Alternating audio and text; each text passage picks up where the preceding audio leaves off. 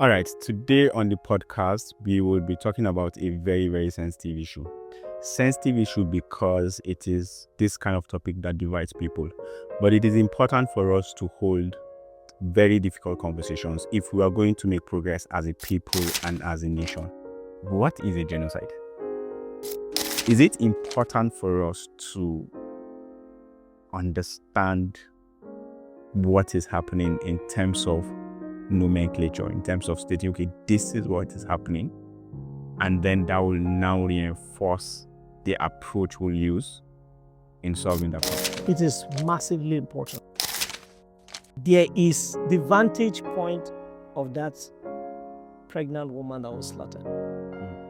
There's the vantage point of that 4-year-old who a terrorist cut off her neck, and she never got the opportunity to live out her destiny and her potential in this world.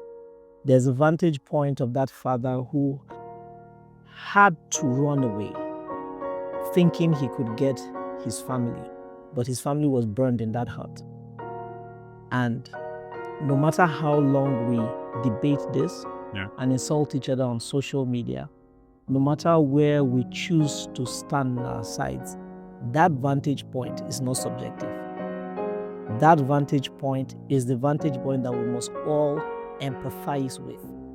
And I think that is where we have missed it. When the Nigerian president is swearing to protect Nigerians, he does not swear to protect Christians or Muslims or pagans. He does not swear to protect Northeast, Northwest, or South. He swears to protect Nigerians, whether they voted for him or not. Can we ever have in Nigeria where somebody will die somebody will be killed in Bayelsa, one small village in Bayelsa, unjustly, and we will all rise up in one voice and say this is injustice? So first of all, we must get there. If we don't get there, you should jump up. All right, today on the podcast, we will be talking about a very, very sensitive issue. Sensitive issue because it is this kind of topic that divides people. But it is important for us to hold very difficult conversations if we are going to make progress as a people and as a nation. And this is why this conversation is very, very important. We hope that at the end of this conversation, we'll come up with the right framework of looking at the current situation. What we'll be discussing today is what affects every one of us, whether or not you've been affected directly or not. But this is a Nigerian issue. We'll be looking at the various issues affecting us as a people, especially when it comes to insecurity.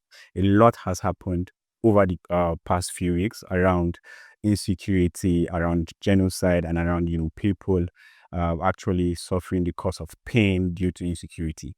What is the solutions? What are the right frameworks for us to have in dealing with this situation? And today I am super excited for the guest that we have, right? Somebody who is extremely vast in terms of research and leadership, right? I've followed him from afar and I've really observed how he sees things, and that is why we are super excited to have Mr. Yusuf A. Leinge in the studio today. Welcome, sir. Oh, thank you very much. Thank you. We should thank you. Thank you so much for honoring our invitation. Yeah, it's an honor. So a lot has been said around the subject matter, but before we start talking about really difficult things and all of that, we do know that you're into research, leadership, and helping organizations solve problems, right? So we really want to tell us a bit more around it is that you do. Oh well, I think that's quite interesting. So I run a firm called Growthly. Okay. The idea behind Growthly is to help organizations get to the baseline or the base issues of the things that are actually troubling them. So let's say, for example, an organization wants to train its staff members to be better team players. The typical thing is that they approach a consultant like me and say, hey, why don't you come and train our staff and all employees on team play or building a team.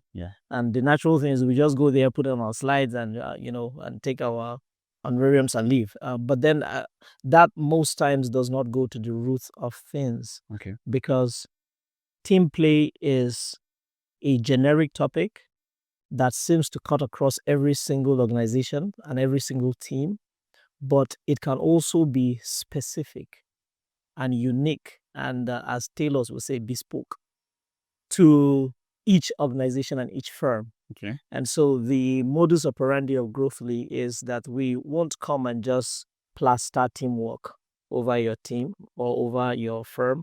We would first go in and probably take a day or two investigating and getting a general idea of what you do. So that is one aspect of our research, which is workplace research.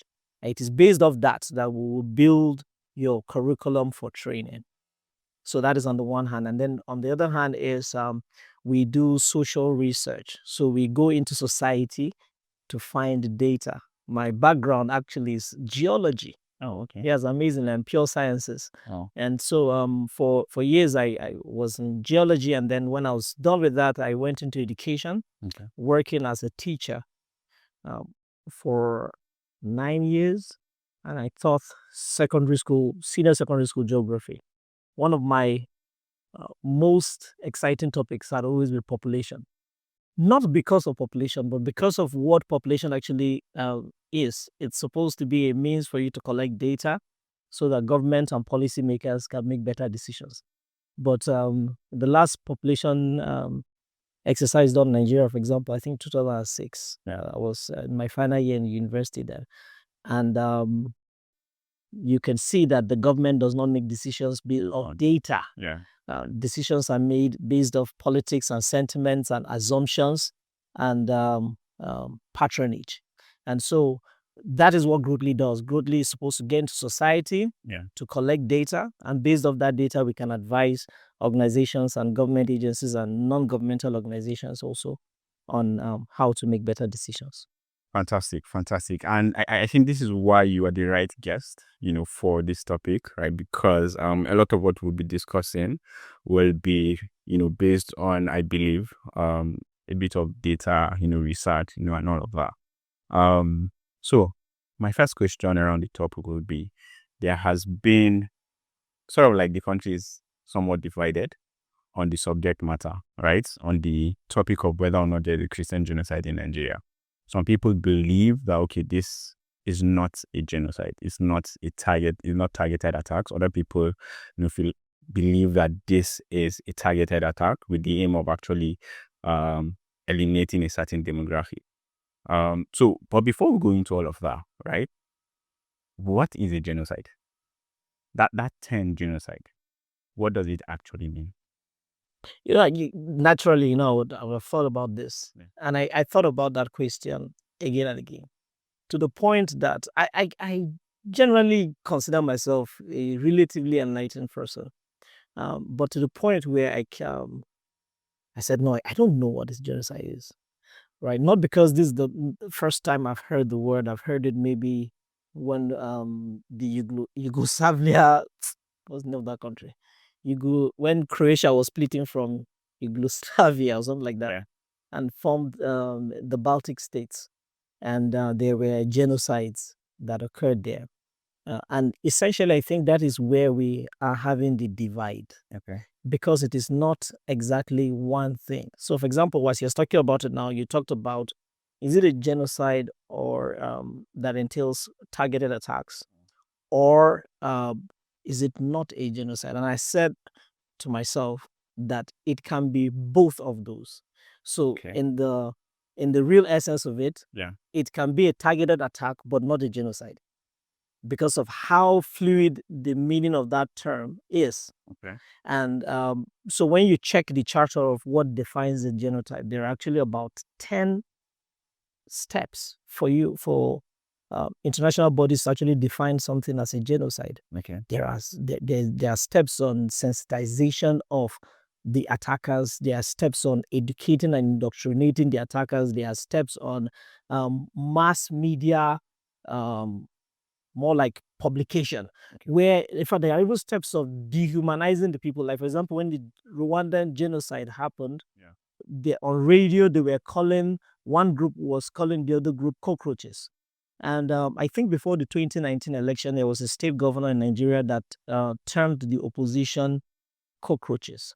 And that came with massive pushback, because it is one of the steps to leading to a genocide when you are dehumanizing a group of people, right? So there are several steps of that. In fact, there is part of the steps for defining something as a genocide is that there must be systemic government support, or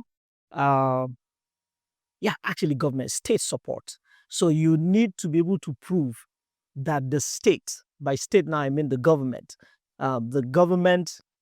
is pushing that narrative itself. And so as long as you're not able to define all those, you have the difficulty of people saying, no, it's a genocide, or no, it's not genocide. So then it comes to the second term, that have there been targeted attacks, right? Yeah. And I think there's nobody that has said no to that. That I have noticed.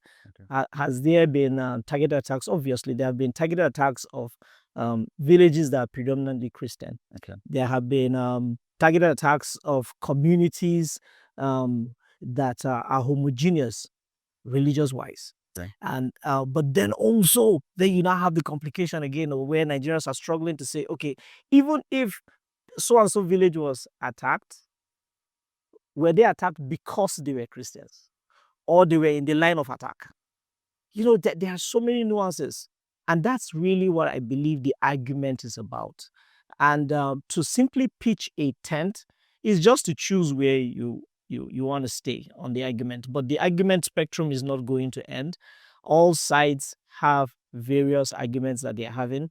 But I think that all Nigerians will have to accept there have been massive killings, massive brutal killings that should not have happened, irrespective of what you want to define the terms, irrespective of how you want to land on them. There have been massive brutal killings that have no place in a civilized society. All right. So as I was, prepping for this topic, right? There's a question that I kept brooding over, right? And which is, I think you touched a bit on it, right? Is it important, right, for us to label the attacks? Because in labeling the attacks, right, you are, going back with what you said about organizations, you have to first of all find the problem, right? You have to first of all articulate the problem, right, for you to find the solution, right? So because there are people who are saying if you're not properly articulating what is happening, you might not be able to solve the problem, because if you think it is A while it is B, then the approach to solving A will be different from solving B. So is it important for us to understand what is happening in terms of nomenclature, in terms of stating, okay, this is what is happening, and then that will now reinforce the approach we'll use in solving that problem? It is massively important. And I think it is because we have not done that. That is why we are struggling with the plaster term genocide all these years. In reality, we did not need the United States or the United States president to plaster that on us. If it's a genocide, it's a genocide. And we should have been, and we have bodies that actually track these things.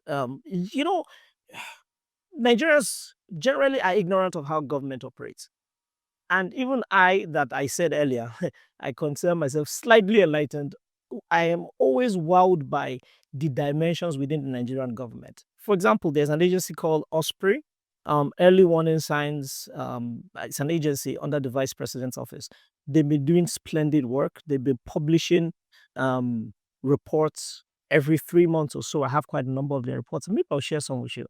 And they have tracked this things. The idea is that their drive is to ensure that they pick out the early warning signs for conflicts, and so that they can predict some of these things and warn government and warn society so that actions can be taken. That is the area. So there's Osprey and there are several other agencies. In Kaduna, some years back, there were these reports that were coming out every 3 months or so that paint a picture of how insecurity has affected the citizens of Kaduna.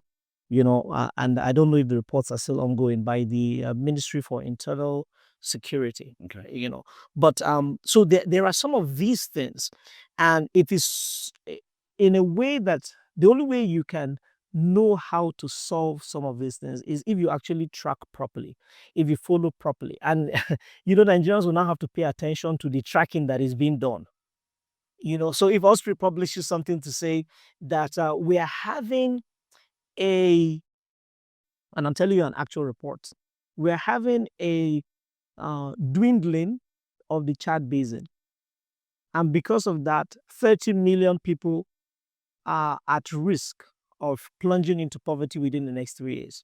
And the Chad Basin is now 1/20th of its size. How does that affect you, Tankipo?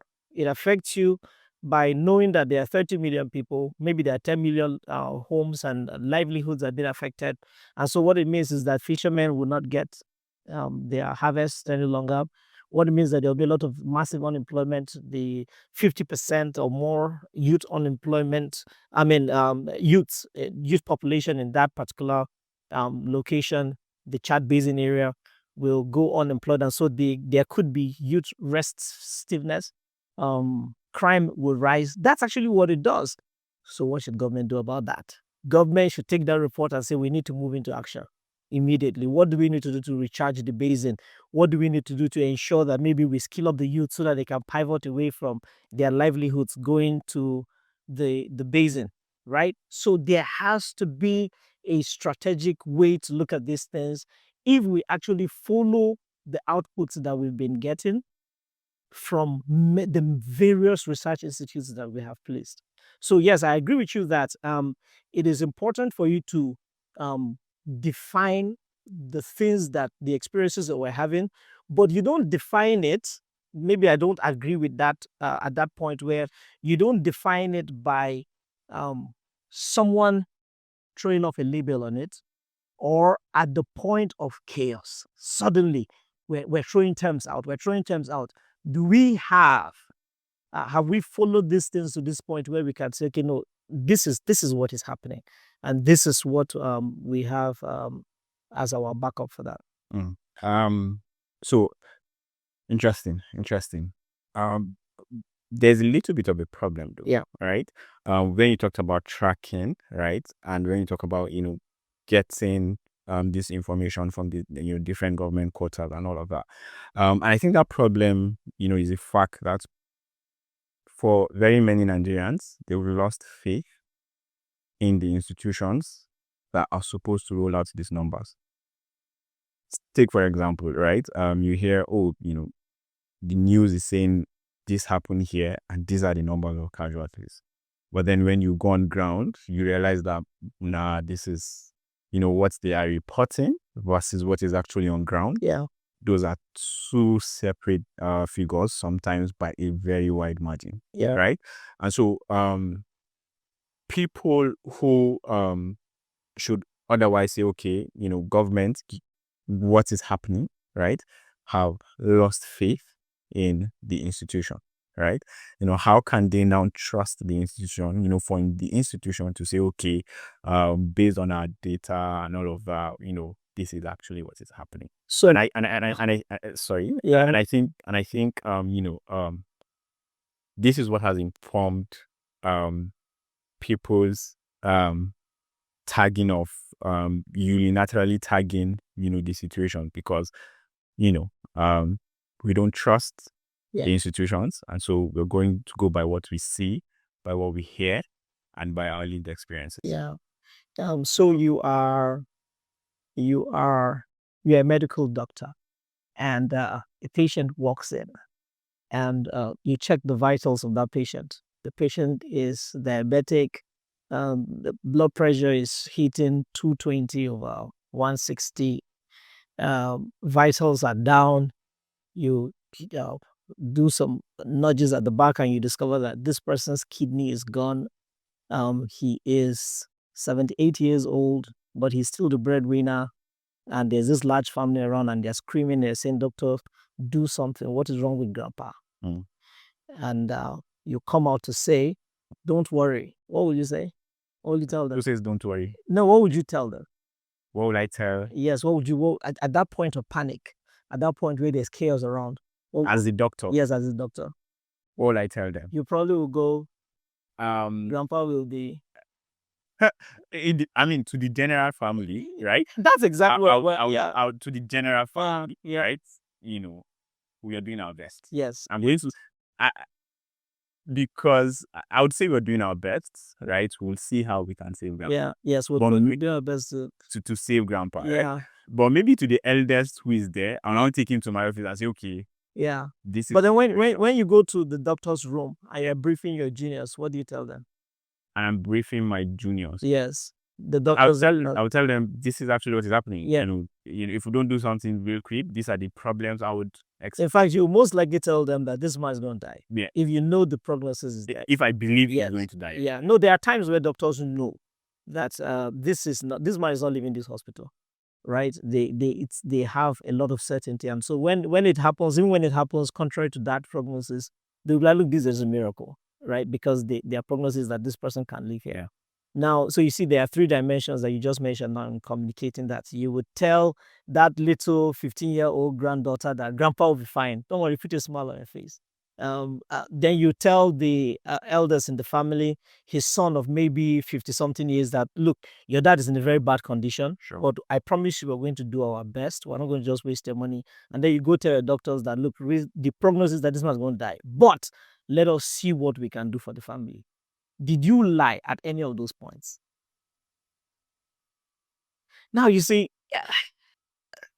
that is part of the nuances that government officials face.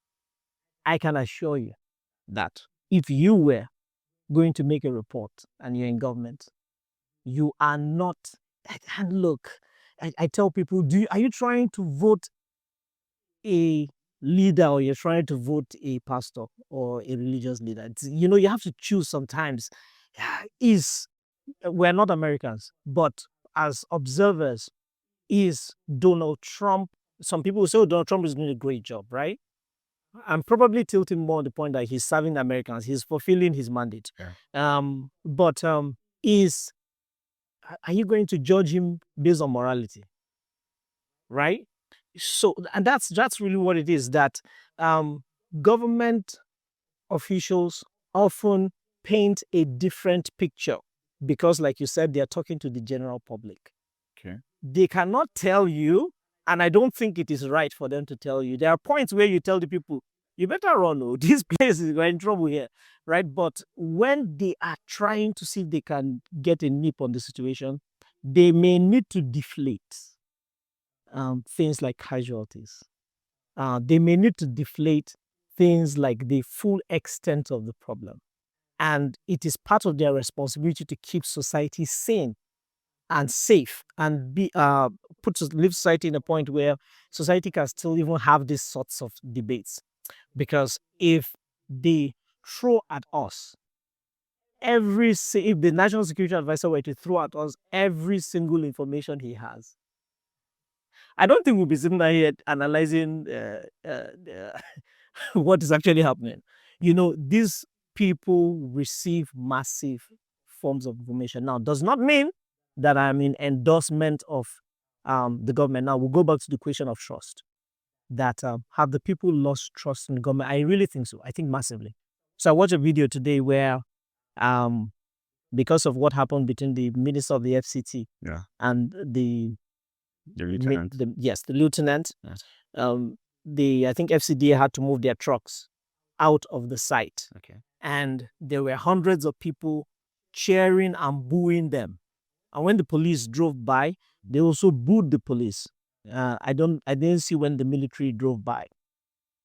Now, and I was like, government needs to watch these things and not just plaster that it is politics. You need to do what they call a sentiment analysis and say, why are Nigerians booing FCDA for doing its work? Because most Nigerians did not argue that it was not the work of the FCDA that was being done. But there was something else in the underlay, more like people wanted to see the minister and by extension FCDA lose. That is sentiment analysis. You'd be able to check what are the sentiments of the people. Why should we not be bothered that government officials are not able to smoothly do their work? Instead, we have gone into beer parlor chatter and noise back and forth. And the minister even appealed for Nigerians to understand with him, but did they understand? That is sentiment analysis. His office has not done that. And it's important that, and that's usually we're talking about tracking the data. It's important that his office sits down to say, look, we can go on national television programs and say all is well, right? But when we sit down at a round table, we tell ourselves, to thy own self be true. We tell ourselves the truth, that this thing does not work. And so there is a lack of trust. It is eminent, it is clear that Nigerians are losing trust. And you lose trust because again and again, you say one thing and the people see something else. That is how you lose trust as government. I was thinking, while thinking about this topic, I was thinking about the maybe over 100 times that I've heard top military officials, national security advisors, politicians say things like, we're going to squash these bandits and Boko Haram in the next 1 month, in the next 2 months. And they have said it again and again. I remember one time a police IG made that statement, and within a month or so was when Boko Haram detonated the explosives in the police headquarters. Wow. Right? That was an affront to our systems. So when people keep hearing that and you keep failing at doing that thing that you've said, naturally they will lose trust in you. Interesting. Naturally, they will lose trust in you. So as much as possible, right? I want to see this issue from, both perspective, right? So for the person that, thinks that, okay, this whole thing is not targeted attacks. Some people have termed it two fighting. Some people have termed it farmer header clashes, and all of that, right? Do you think there is merit to that, right? Is there merit to such claims?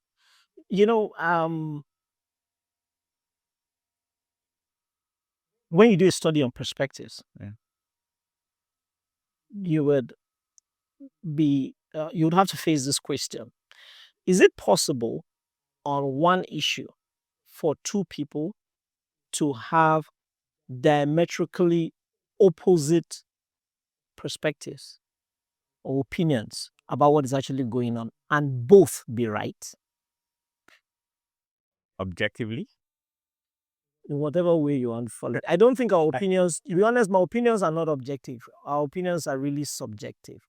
All our opinions. And I love that when I messaged you and I said, these things are nuanced, and you said you understand that these things are subjective. I was like, okay, great. That was actually what got me. Right. Because we are biased. Yeah. Yes. We are biased.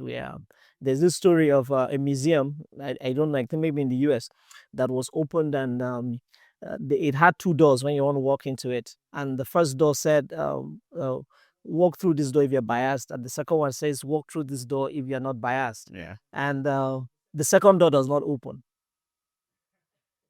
Because they were trying to, from the beginning, trying to state that, look, where we are, so we are. So yeah. I think human opinions are subjective. But is it possible, from maybe to an extent? Maybe you've seen this study where they would paint a 6 or a 9, and we're sitting opposite each other, and one would say it is a 9 and the other says a 6. Yeah. Is it possible for two people to be right based off their vantage points? And I would say to a large extent it is true. But then wait, there is the vantage point of that pregnant woman that was slaughtered. There's the vantage point of that 4-year-old who a terrorist cut off her neck, and she never got the opportunity to live out her destiny and her potential in this world. There's a vantage point of that father who had to run away, thinking he could get his family, but his family was burned in that hut. And no matter how long we debate this and insult each other on social media, no matter where we choose to stand on our sides, that vantage point is not subjective. That vantage point is the vantage point that we must all empathize with. And I think that is where we have missed it. And I think that is also where the Nigerian government has missed it. The Nigerian government is bothered. I listened to the Minister of Foreign Affairs. They are bothered about vantage points. They are bothered about sounding and looking right. They are bothered about painting themselves that they're doing their best in the eyes of the foreign countries around the world. Yeah. But there's the vantage point of that family that was ruined of everything that they worked for. Everything that they worked for was completely ruined, and still that child was murdered. There's that vantage point. And as long as the Nigerian government does not rise to that responsibility, irrespective of the coloration of that family, irrespective of whether they are whatever regions they come from, whatever religion they come from, when the Nigerian president is swearing to protect Nigerians, he does not swear to protect Christians or Muslims or pagans. He does not swear to protect Northeast, Northwest, or South. He swears to protect Nigerians, whether they voted for him or not. As long as they don't rise to that responsibility, what happens is that we, the citizens, will continue to argue and say that the reason we're being murdered is because of our tribe. The reason we're being murdered is because of our religion. And while we're arguing whether it's a 6 or a 9, somebody is being slaughtered. And I think that's a tough call, really.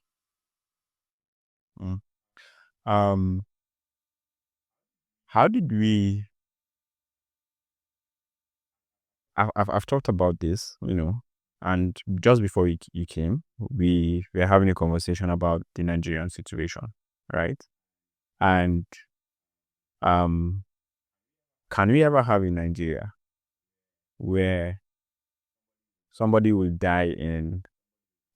be killed in Bayelsa, one small village in Bayelsa, unjustly, and we'll all rise up in one voice and say this is injustice?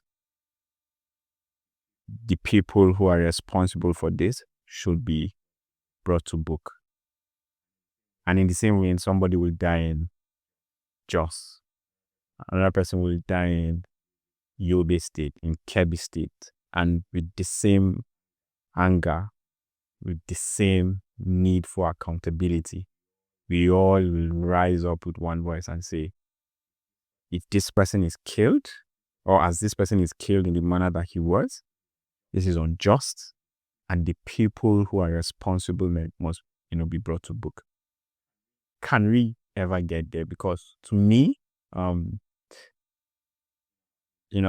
like I said, we're discussing, and I said we are still loyal. We are more loyal to our ethnic groups, our religion, than we are to Nigeria. Can we get to that place where my brother is my brother, irrespective of religion, and ethnicity? How can we get there? So first of all, we must get there. If we don't get there, you should jump up. You're a person with high potential. And if we can't get there, if I can't look up to you that in the next 40 years of your career, you will strive to build such a country, then believe me, the next 40 years of your career will be better served outside this country. So I have made a few journeys to different parts of the world, mostly Europe and the Middle East.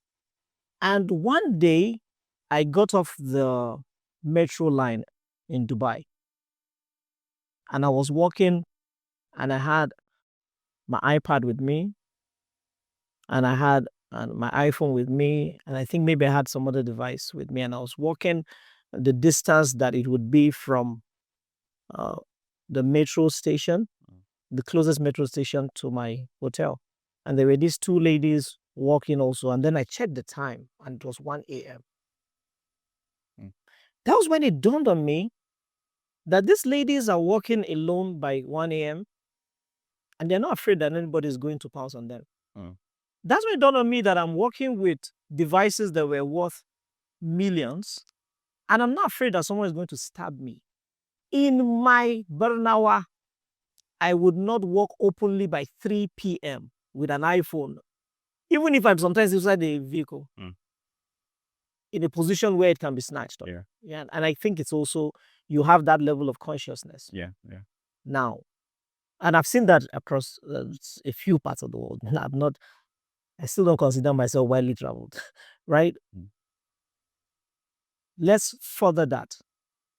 What did it take for me to feel that safe? Was I a citizen of the country? No. Was I sharing the same religion with the people in the country? No. Am I their tribe? No. Am I their skin color? No. I am clearly diametrically an opposite of who they are. But do you know what they did? They built a system that ensures that I am safe at 1 a.m., even if I'm alone in a strange land, even if I don't know where to run to, if I have no network and nobody to call. That is what they did. Now, let me tell you the amazing thing. It was not the people that did it, it's the government that did it. It's not the people. It's the government that did it. They ensured that I am safe in a strange land. You know why? Because somebody sat down in a boardroom and said, there is going to be a gentleman 20 years from now that is going to travel to our city. How do we ensure he is safe? It is not because the people are good. And that's also a massive mistake. We think Nigerians are bad. Nigerians are inherently good people.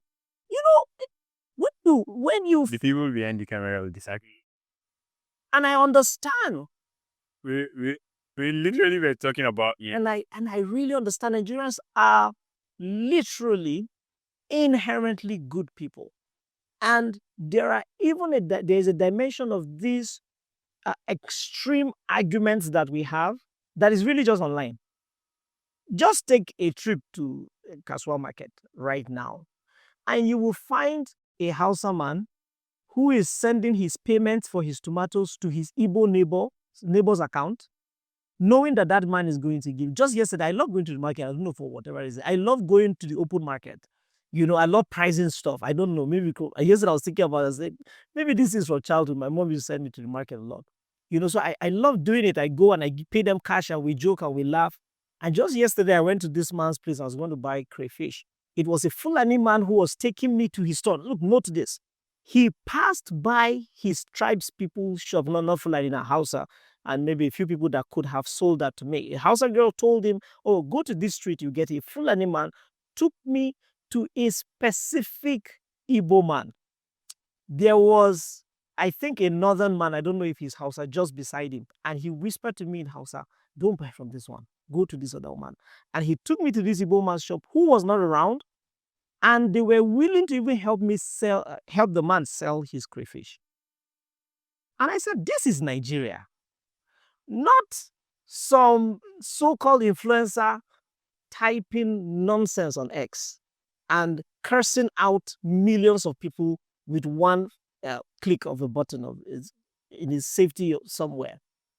There is what we have, the seed that we can build that country you're talking about. We have it. But the question should be, or one of the questions should be, who are the people benefiting from ensuring Nigerians don't align? And maybe if we ask that question, you will find that, first of all, they're not that much. They're the minority, grossly the minority. And second, we'll probably be able to find the root of the problem. We easily think that we cannot build such a country, but we can. Absolutely. The other day right in front of me, he's a young boy, Christian young boy, drove wrongly into a turn, and a motorbike hit him, and this man and this woman fell into this deep ditch, and they were seriously injured. So you know what motorbike guys do now? They gathered around within seconds, and they were arguing, and the boy started doing some other arguments, and one of them slapped him. It was really terrible. At that point, I was telling the boy, take them to the hospital. Now, the man that slapped this boy, this Christian young boy, is a Muslim Hausa man. The man that was knocked off the motorbike is a Christian Igbo man. The boy is a Christian. But why did they slap him? I don't know. Do you get the point? They slapped him because he was more concerned about the state of his vehicle than the fact that this man is bleeding and his wife is screaming. There is humanity in Nigerians. We simply don't have people willing to take that seed and cultivate it. And as long as we don't have that, we think we even have ethnic nationalism. We actually don't. When you break a people, and by the way, I'm not for or against break, it's an intellectual debate. When you break a people into a smaller group, that is when you find that the smaller group has fractures where you can break again, further and further and further. You know, i.e. South Sudan. In the 90s, we literally prayed for South Sudan to be able to break away from Sudan. South Sudan broke, and 20 odd years, South Sudan is probably the poorest country in the world. They've been in and out of civil wars. Their politicians are corrupt and extractive, not willing to invest in the people or in the society. And South Sudan is not any way better than Sudan. Sudan itself has gone into a civil war. So it's a systemic thing.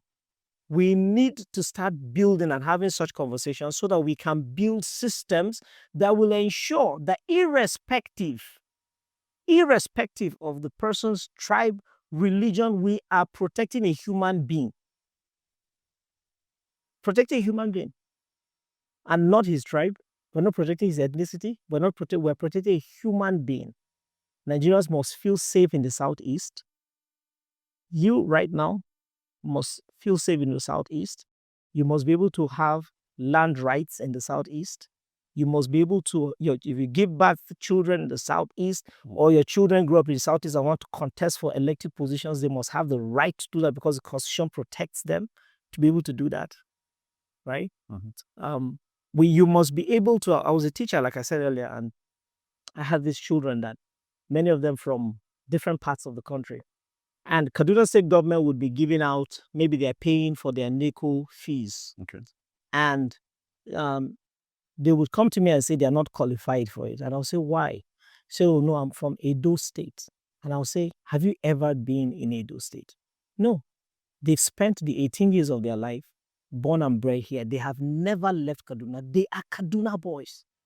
Their parents may be Edo, but they are Kaduna. So it sounds idealistic, but that society that you're talking about cannot be formed without us forcing such idealism.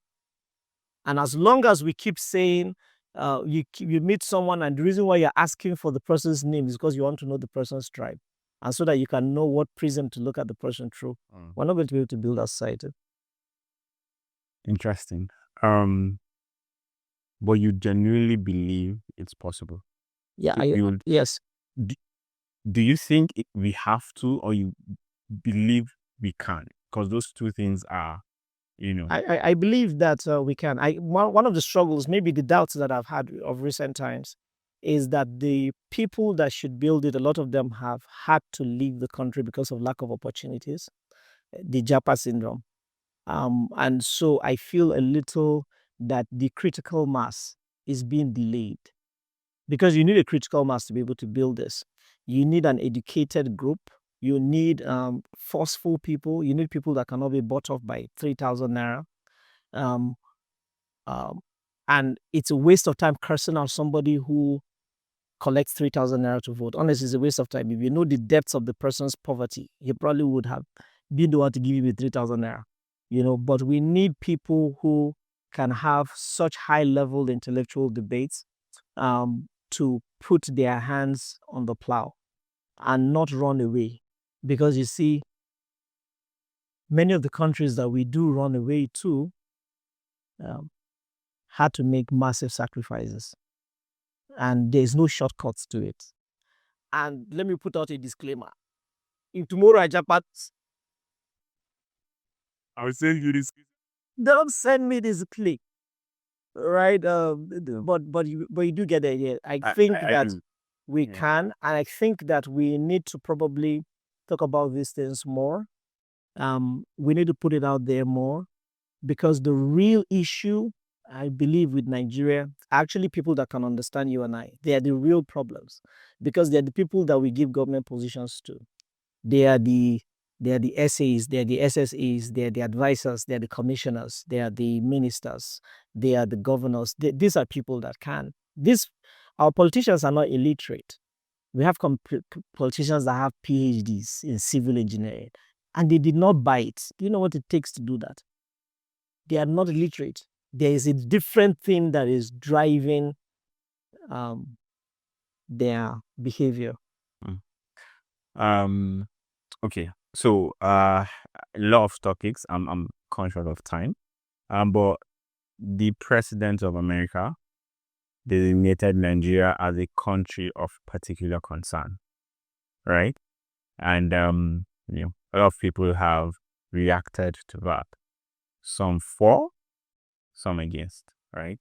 But what does it mean for a country to be of particular concern? Well, to cut it short, it simply means that the US is placing Nigeria on a watch list on a particular topic. Okay. They are placing us on the watch list, and so they're concerned about that particular thing that is going on. Now, mind you, it's not only Nigeria. First of all, this is not the first time that we're on that list. Oh. Yeah, no, it's not. This is the second time we're on the list. We were removed in the last administration, and now we'll be replaced in.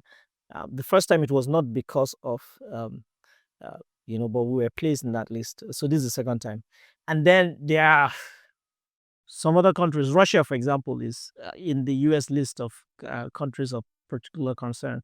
But summary, it simply means that the US is looking out for Nigeria, especially pertaining the topic that they are talking about, that they are concerned about. Yeah. So now that places us in the firing line of maybe sanctions and some other. He did talk about having foot soldiers, but just that. Yeah, he suggested that. So he talked about a lot of things. To be honest, he talked about, if you were to break down the topics he talked about sanctions. He talked about different levels of interventions, and he talked about having foot soldiers, and all these things are different. But they are all at different points of his discussions, or the topics that he raised.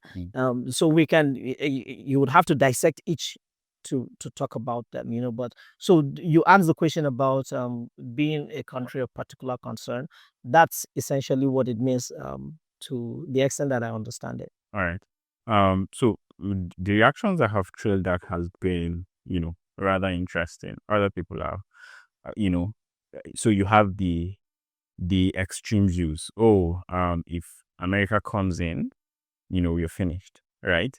They will come, plunge, take resources, and all of that, while other people are saying, please, it's about time. It's about time, because of the earlier thing that we said, that the people have lost faith in the government, for the government to do something. So, from both perspectives, let's talk about those who think that it's doomsday if the US comes into Nigeria, especially bringing foot soldiers, and all of that. Do you share similar concerns that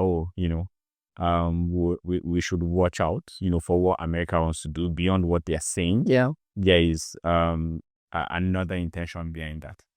So I look at it this way, that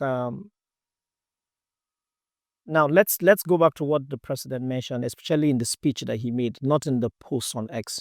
Okay. On Truth Social and then extended to X. He said that there are times and I'm not quoting him, but that's what he said. He said there are times that we get in a country not to win a war. We say we just go there, F it up, and get out after a decade. So do you get the point? And so that makes it difficult. So we we cannot choose, we cannot cherry pick things like he said. We have to be able to carry the whole thing. He said that. I'm not saying he said it. He said it, right? And so if a president of probably the most powerful country, especially military-wise in the world, makes such a statement, and then you simply look back at history, in fact, history of the last 20 years, you don't have to go too far back. And then you check to look for examples of countries that exactly happened to. Afghanistan, 10 years. Then you now ask yourself, then what happened after the hundreds of thousands of people were killed in Afghanistan? The US intervention for 10 years. What happened to them? The same people that were removed are in power. Right? Mm-hmm. How many of us can boldly say that the US left Afghanistan better than it met it? It is a difficult question to answer. Mm. How many of us can say that Iraq is better off? When France intervened in Libya, which is actually part of the offshoot of what we're experiencing in Nigeria, nobody has denied that weapons travel through the Sahel. When France intervened, I remember here in this city having a heated debate with some of my friends who are also very good students of history. And they're like, no, they should get into Libya. They should do that. I said, you don't get it. Now, many years afterwards, is Libya better off because of the intervention of France? Mm. And I'm mentioning everything that's happened just in the last 20 years. Okay. So keep counting country after country. And then you now ask yourself, are we going to be better off based off history? Right? Mm. Are we actually going to be better off? To what degree can there be interventions? Maybe this may jump a little, but I'll try to track it back. If you had said, or if he had said, we're going to put out sanctions. Mm. We're going to ensure that we empower the Nigerian military with what they need. And mind you, people have even pointed out, and it's not a lie, because even the US president in the Buhari administration stated it in public with President Buhari beside him, that President Obama has denied Nigeria military wares, and he is going to sell to Nigeria helicopters. Right? So these things are documented. Okay. If he had said, look, do you know what? We want to understand what is happening. We're going to do our best to understand what is happening, and we're going to intervene in such a way that would strengthen the Nigerian government's resolve to be able to solve this problem. We're going to ensure that we sanction them such as they have no wiggle room till they solve this. Hey, come on. Would I be having a different conversation? But you say that you are not taking any option off the board, and you could put foot soldiers, and by the time you are done with the country, you can go out without winning. I mean, then I am thinking, I have an 11-year-old child, and I have a 9-year-old, and I have a toddler, and I'm thinking, that is their future you're talking about. You know, that is their future you're talking about. It's not only about me, you know. And for me to then say that with such blurry definition of what your intentions are, I endorse you, would be for me to risk so much, because later you have a lot of wiggle room to say, I never said I was going to make the country better. I simply said I was going to go there and do what we can do and leave. All right. I hear you. So this is on the perspective of those who are saying, hold up, Yeah. So on the perspective of those who are saying coming, right? Yeah. Because I think I was having a conversation, with somebody, and so let's say I am somebody who has experienced all of that, Do you understand? All of that levels of insecurity, and my people are dying and all of that, right? And let's even say that the president, Donald Trump, president of America, said that. Okay. I mean, and I'm seeing it happening over and over again. Would I care, about the statement that he's making, or am I hearing that finally somebody is hearing my cry and is coming down? And okay, if you say that, resources, and all of that, I'm already, the insecurity has already affected me economically. My people are already dying, right? So I think, what struck me from that conversation is, the person was like, what are you afraid of? Are you afraid of your safety, or are you worried about these guys? Right? What, his argument is, what are we truly worried about? If we are worried about ourselves, let's come out and say it, right? But let's not, are we saying we're worried about those people?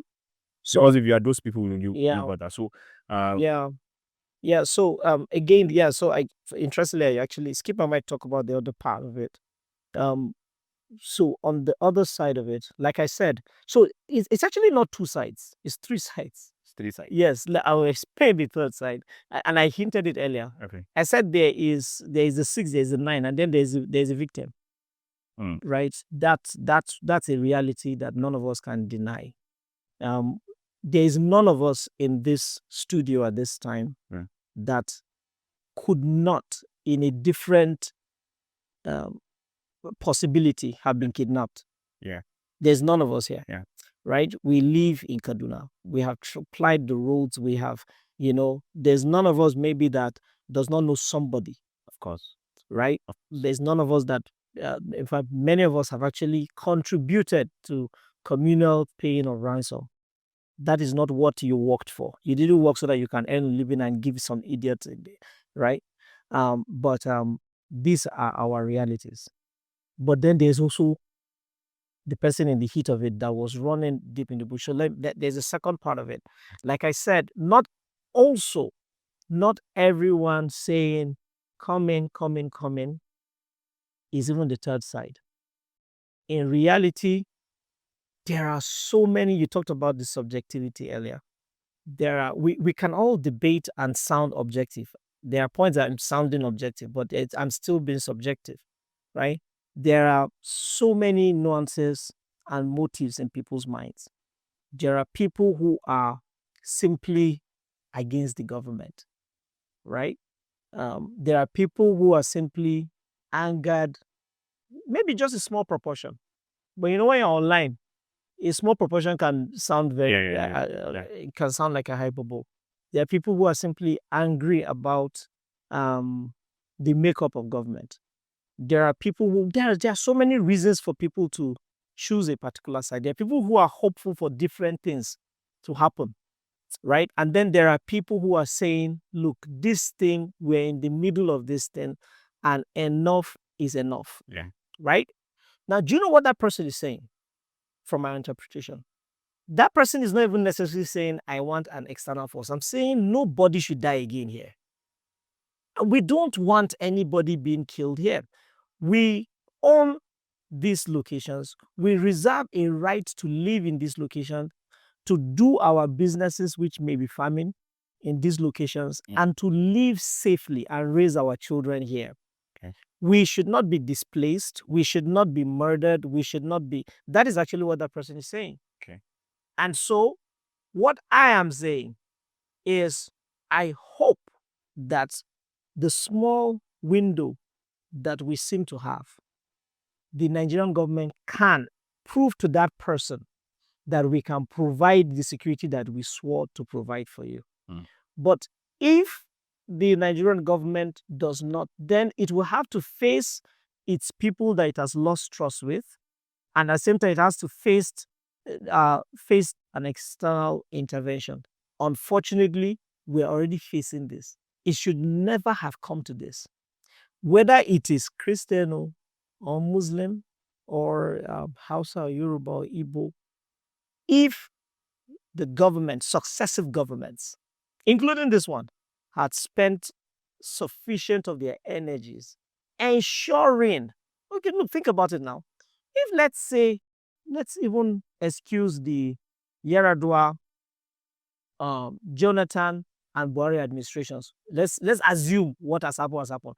Although we need to understand also that these things are cause and effect. They are boomerangs. They build up to each other. So, but let's assume that this government has spent 2 years and a half, and in the last 18 months, there has not been a single successful attack in any part of Nigeria. Even you or anyone will say, hey, come on, we have this thing. We have this thing together, right? We need to give the government further opportunity. Yeah. But it is simply because government has not been able to successfully nip this thing in the bud. So as we close, Yeah. two people I would want you to address, right? The ordinary Nigerian, all right? How should he frame what is currently going on?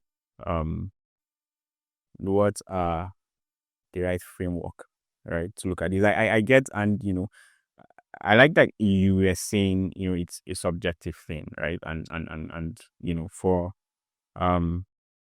for very many reasons, it is a subjective thing, right?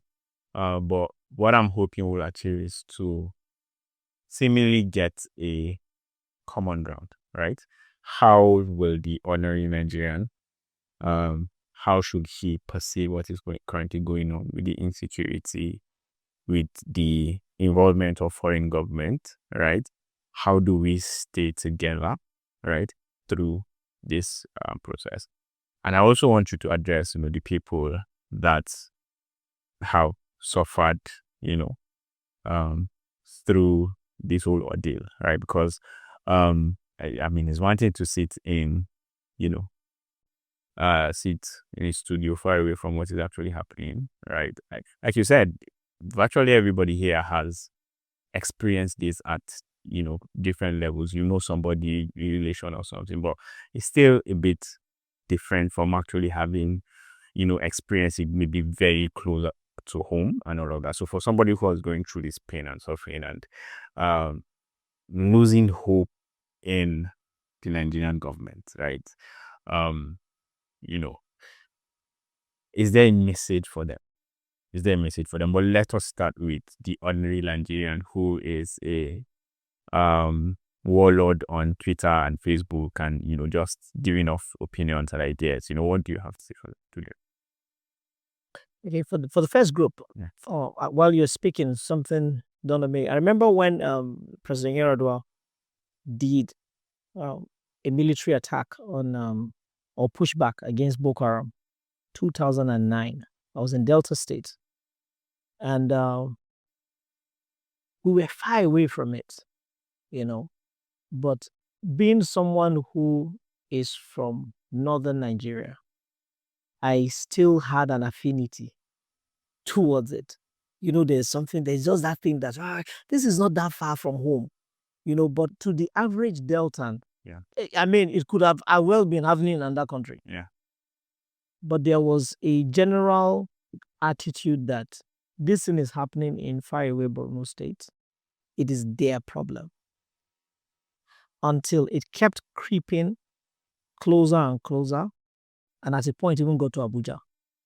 Even there, maybe not too long ago, we've had incursions into the territory of Abuja, in and out, and we're seeing it creep lower downwards, the southern parts of the country.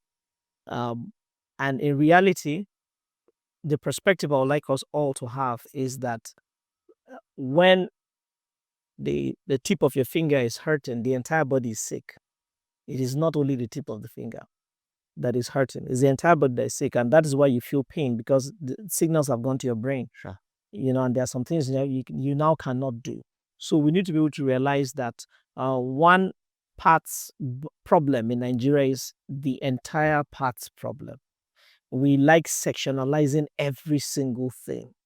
every single issue that happens in Nigeria, Nigerians are quick to try to color it, including the minister and lieutenant issue. I heard someone saying nonsense that it is because the minister is a Christian from the south and the boy is a lieutenant from the north. Yeah. They quickly want to paint it, Yeah. with a particular color. Yeah. But if we were to see it that this thing is everyone's problem, is the entire country that is sick, then maybe we would approach it differently. How are we going to approach it?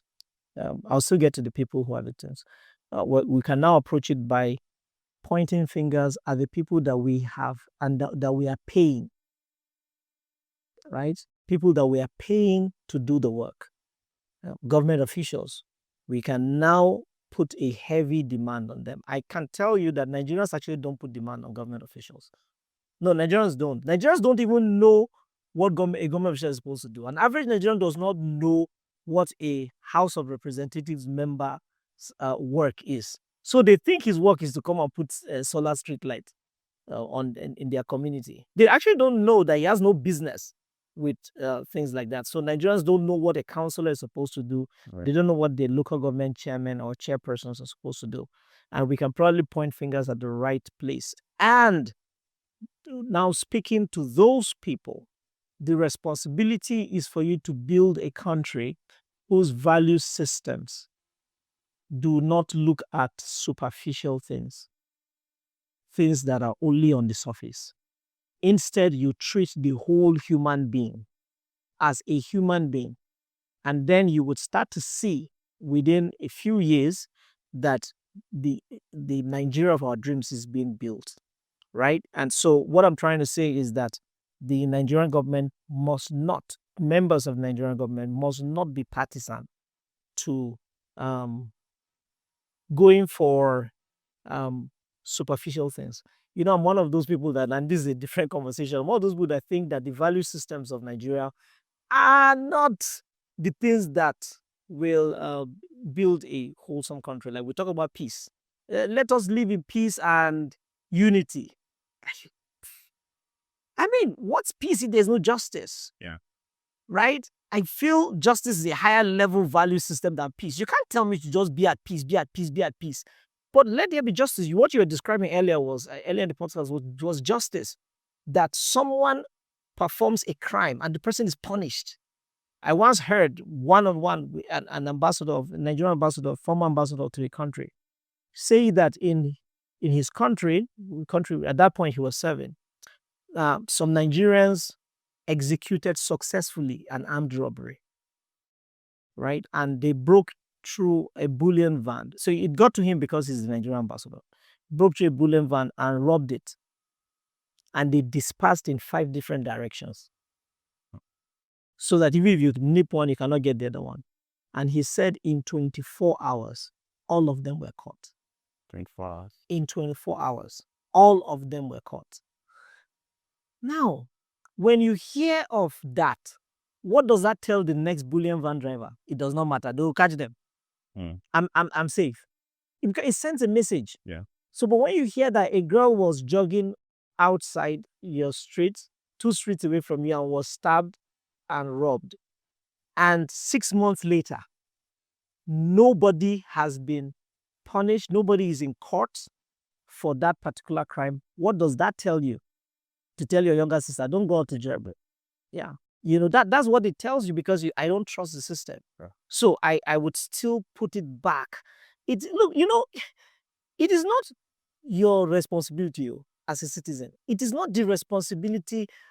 The best I can do is to tell you to be moral. But it is the work of government. Government has the power to punish. Government has the power to, and Nigerian government is one of the most powerful governments in the world. Not in that it is strong compared to other governments, but that the Constitution has given the Nigerian government so much powers over its citizens. And so it is the government's responsibility to ensure that they punish, that they put society back in line. Then back to the people who have directly been victims. Yeah. I do not think that anyone or any sides of our opinions are going to heal you. But I strongly believe that God comforts people. And I've experienced the pain of death of loved ones. And I know that it is only with time and as God heals that people are able to pull themselves out of it. You never forget it. The pain just gradually reduces. And I hope that it will not leave the scar of hatred, because if we keep passing down the baton of hatred, then we will never get to a point where we say that we're able to build a wholesome society. Thank you so much. Thank you very, very much for coming. It has been a wholesome conversation. Thank you so much. And we do hope that we'll have you another time, right? Maybe in a less tense conversation. Right? Yes, please. Less tense conversation. When I say this, right, it sounds cheesy, right? I've said this a couple of times, and my friends, some of them have come to associate me with that, but I really, really want Nigeria to be better. It is difficult to say I'm a patriot in Nigeria because people don't even believe it. Yeah. Right? People don't even believe it, but I really, really want this nation to succeed and to grow. And we hope that in our lifetime, yes, we're going to experience a better Nigeria. I think it's possible, especially with people like you. It gives hope. It's people that build systems and society. It's just human beings. Really, it's just human beings like you and I. It's just human beings, and human beings that insist that there's a vision and we're going to get to it. We're going to achieve this thing with justice, with equity, with higher level value systems that insist on it, and that sometimes may have to go through the pain of knowing they can thwart this thing for their own advantage, but for the sake of where the country is going, they will not do it. All right. Thank you again. My pleasure. That's a wrap for today's episode.